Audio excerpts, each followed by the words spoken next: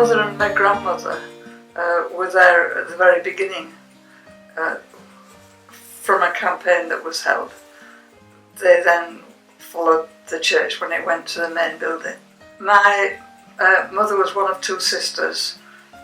My mother had my older sister Sheila, and 3 months later her sister had a son, Richard, and she sadly died of septicemia.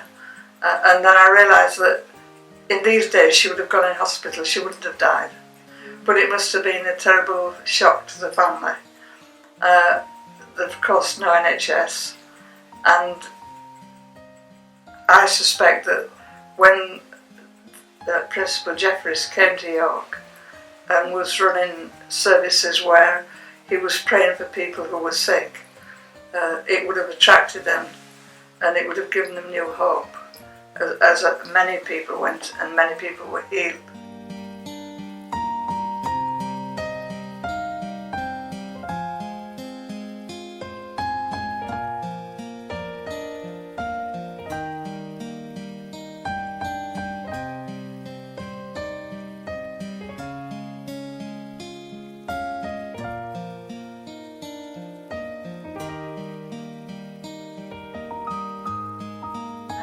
There was a Mrs. Pawson who met with several people in a property in the Crescent, and they'd heard of the George Jeffries and what the sort of work he did, and they invited him to come to York.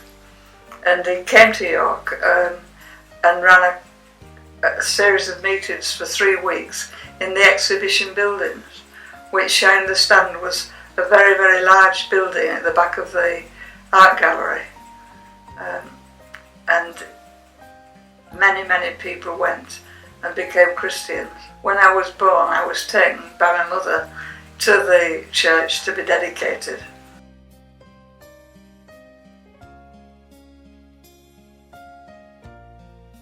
It didn't stop people going. I can remember my mother going with a torch, even in the evening.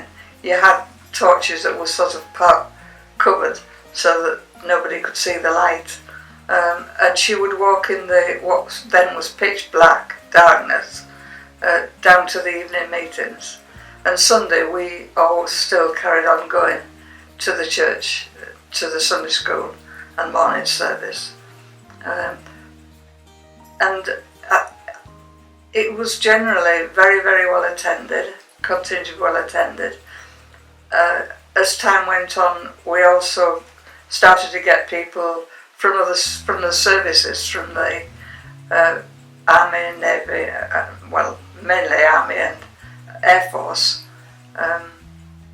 because of course around York there were aerodromes where they were flying out. So we got to know a lot of people, and then towards the end of the war there were the prisoners of war, and they used to come in from the camps at Malton, and many of the members would take them home and give them food and look after them and care for them.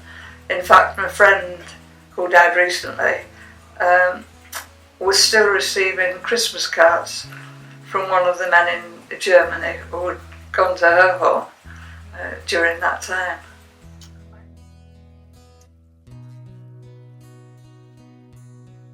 No, he didn't, and he was quite hostile, I would say, to my mother going to the church. He was in the Navy, so he only came home he only came home once after he was torpedoed and in the water for a long time. And another time my mother went to meet him at Birkenhead, but that's the only time I remember him coming home during the war. But he used to say that he didn't want to keep going when he got back after the war. But in fact, he was at home just about a year when the war ended. He'd had several experiences about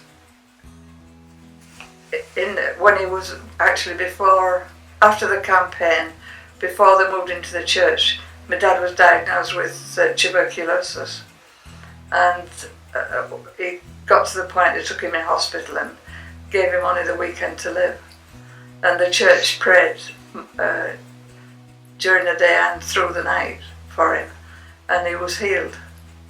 In fact, he was afterwards he was judged to be A1, medically fit for the Navy, and then he went into the Navy in I think the early 1940s, and as I said, during that time he was torpedoed off the north coast of Africa and in the water for several hours, and he said people were crying out to God, and he cried out to God and said, if you get me out of this, I'll come back to you. But when he came home, he didn't, and for over a year he still was very resistant to it, and drinking too. And then he one night he felt God woke him up in the middle of the night and said to him, I'm speaking to you again, and I won't speak to you anymore. And he came, then responded, and became a very keen, outgoing Christian.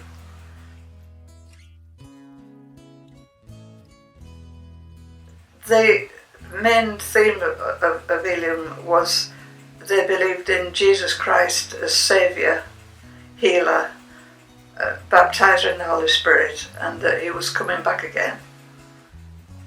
And many of the other churches, although it was in the Bible, didn't specifically mention divine healing and having the Holy Spirit and speaking in tongues. So it's quite set them apart, and many of the established churches, I think, were quite fearful of it. And there was always the joke, the crawl up the walls at Elim, because people thought we were very different. There were a lot, and we had a lot of connections with them. For example, each one of them would have special meetings over bank holidays. I remember Leeds always had several services around Easter, and then in York it was Whitsuntide, Scarborough August bank holiday, and then we would all go over in coaches to them and to Malton, to Driffield, all the local churches, and we did get to know people in the other churches very well. There was a lot of them. We had the Sunday services. There were always at least 3 services. Sunday morning communion, Sunday afternoon 3 o'clock was Sunday school, 6:30 at night was the gospel service, often followed by a sort of quite a time when we would go and invite people to come in for a cup of tea and off the streets, and they would come in and enjoy biscuits and tea, and then we would talk to them about Jesus. Then Monday night there were children's services, Tuesday prayer meeting, Wednesday children's service and the service for the young people, Thursday the Bible study, Friday we had off, that was our day off, Saturday was a testimony service. I still have memories clearly of a lady who was totally blind in the church. She used to stand up and give a testimony. She was always an inspiration. So there was always plenty to occupy us. It was fairly established procedure really, because we had start with a hymn, and then a prayer, then a hymn, then a Bible study, and then maybe a hymn. Somebody would sing or give a testimony, and then there would be the preacher and a closing hymn. And usually in the gospel services particularly, there would be an invitation for people to become Christians. the Evangelical Alliance was quite active in York. My dad was a member of it, and they organised large-scale events. Billy Graham came to York, and he came to Clifton Church in the early days. But then later on, when he came back to England, he spoke at Haringey in Wembley. And when the services were on at Wembley, there was a train went down from York, and all the churches went on this train down to the services. There were other visiting ministers also invited to the city, and often we would gather together in one of the larger buildings to meet with these particular ministers. We also had people came to our own church, and they would perhaps run a series of services on a particular subject for a week, more like a Bible study times when we would learn, and we would have missionaries come who would tell us about their experiences in wherever they were serving. So we always had plenty to occupy us. The other thing was there wasn't much transport. You either had a bicycle or you walked, so things took longer. We tended not to go to the cinema or go dancing as some of my friends did, partly because there were a lot of services at church, so there wasn't a lot of time, but also we really were so convinced that Jesus was coming back, and we felt that there were better things that we could be doing with our time than going to the pictures or going dancing. And so that was the main reason that we didn't do other things.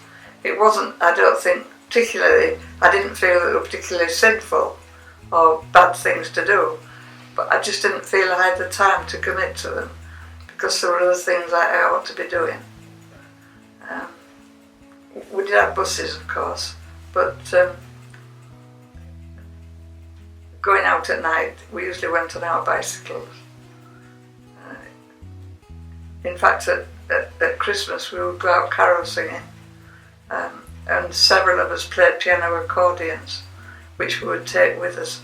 My mum was a seamstress, so she made us plastic covers to go over the piano accordions, which we put in our backs like a rucksack, and cycle, which was quite hairy when it was icy at Christmas and you were trying to stand up and cycle, but we would go carol singing. The city was smaller then, obviously, so we could cover quite a few areas, going round to people's houses to carol sing. Often on Friday night we would go down to the Naesmire and play cricket. Some of us would go into Roundtree's Park and play tennis. And there was always plenty to occupy us. And particularly I remember at Easter, the young people would go down to London because we had services. We had an open air service in Trafalgar Square on Easter Monday morning. And then in the afternoon and evening we took the Royal Albert Hall and we would go there, and we would meet up with many people that we knew across the Elim churches from other cities. We would get the train down ourselves on the early Friday, Good Friday morning, get there for breakfast, and then we would go to the Clapham church on Good Friday morning and on the Sunday to the services. And in between we used to go sightseeing around London. We had a friend who lived in London and he used to take us round. There'd be about 12 of us, some in a car, some of us going on the tube, and we used to have some quite good adventures going around London. We used to enjoy that weekend and come back Monday night on the train. We also did other things, like we had a church camp. The first camp was held on the top of Oliver's Mount. There's about 300 people there under canvas, little small tents. My dad was the chef, because he was a chef, and he just had a big range covered by a tarpaulin on 4 sticks. And he did all the cooking for 300 people.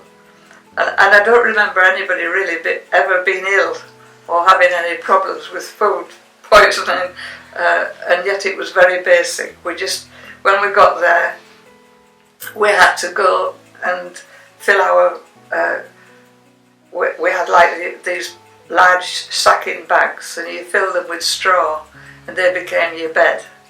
And if you were fortunate, you might get a pillow.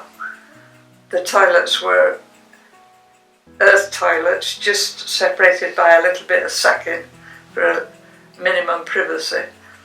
And there was only ever cold water.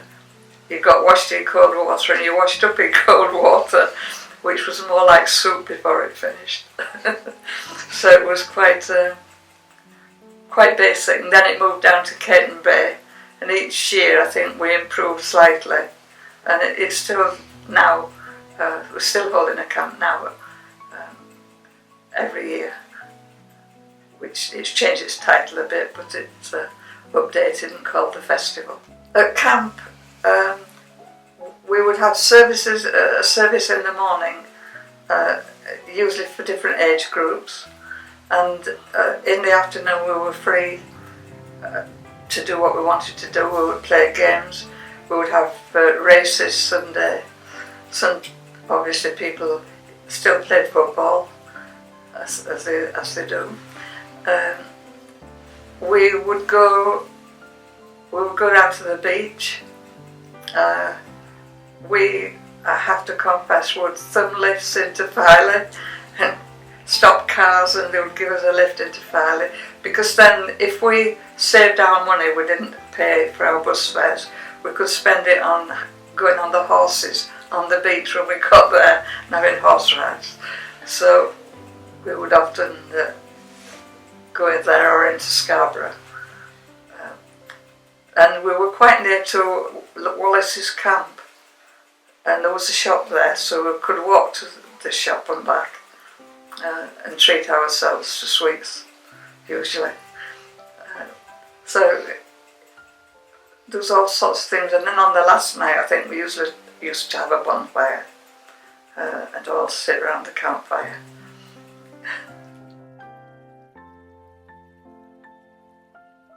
We had services called Sunshine Corner, and Sunshine Corner on Monday was usually held, it started in Burton Lane, and then there was one held in Town Hall School. On Wednesday it was cadets, and Crusaders, that was for the older young people. And there also was Friday night, was it? Tuesday night, no, was Acon. Acon had a large Sunshine Corner. There was another one held at New Ayswick and at Haxby for a time. And we reached a lot of young people, and other children were brought in by a car. We had a young lady called Lily Denny, very quiet lady, lived in Burdyke Avenue, and she would bring about 25 children on the bus every Sunday afternoon. She would pay for them, she would walk them from the theatre to the church and back, and she did the same on Monday night and Wednesday night. She used to bring 25 children. So we reached a lot of children in York.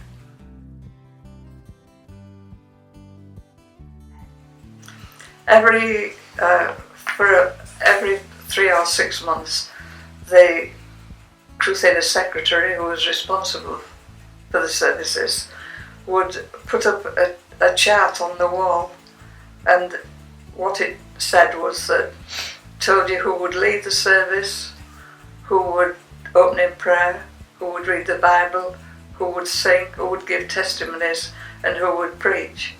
And you were all expected to look, and you did what it told you to do. So I'd been taught from 7 in cadets to give testimonies and to sing and to speak. So that carried on as I got into Crusaders. We would have a variety of meetings. Sometimes we had what they called an indoor open air meeting to train us to be able to go out and speak in the open air services. Because often after the Saturday night service, they would go out into the square near W.P. Brown's and have an open air service, and lots of people would gather around to listen. There were 3 public houses at that time in the square.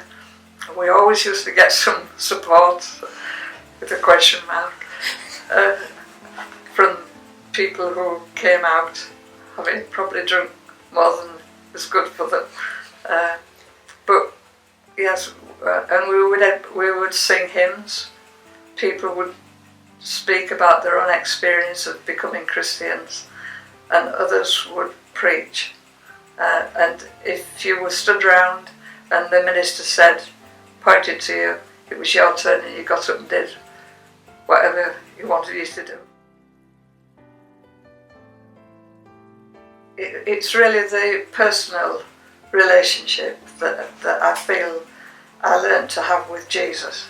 That I learned that there was a God who loved me and who wanted to relate to me, and who I wanted to be in charge of my life. It took me many years to realise that God could run my life a lot better than I could do it. I made a lot of mistakes, did a lot of very silly things, but then God never left me, and really it's what I learned is to trust Jesus, and even now to know that one day when I leave this world I'll be with him, and it gives you it sustains you through difficult times, and upholds you, and gives you hope for the future.